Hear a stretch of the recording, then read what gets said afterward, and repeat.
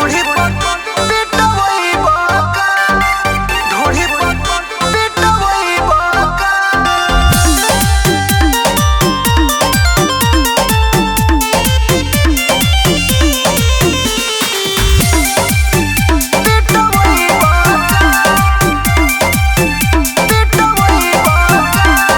जहिया से गइल बाड़ो पिया तू बाहर में, लागत मन नइखे हमरा हो घर में, लागत मन नइखे हमरा हो घर में। जहिया से गइल बाड़ो पिया तू बाहर में, लागत मन नइखे हमरा हो घर में।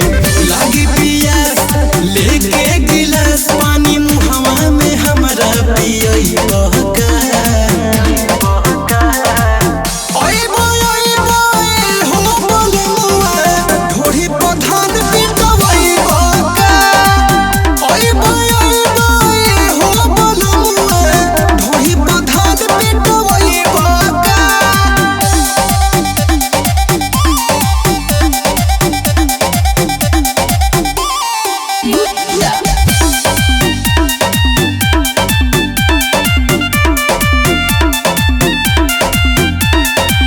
लूटो ताला हार देवरा मारो तावे महजा हो, भाभी भाभी कह के हमके धोइले ला पाजा हो, धोइले ला पाजा हो।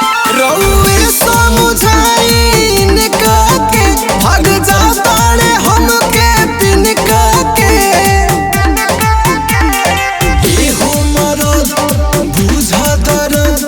मेहर के तू तड़ पैबका,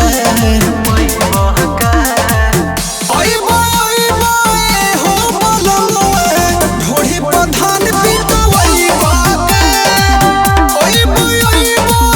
हो बलमुआ ढोढ़ी पर धान पिटवई बाका, ढोढ़ी पर पिटवई बाका, ढोढ़ी पर पिटवई बाका।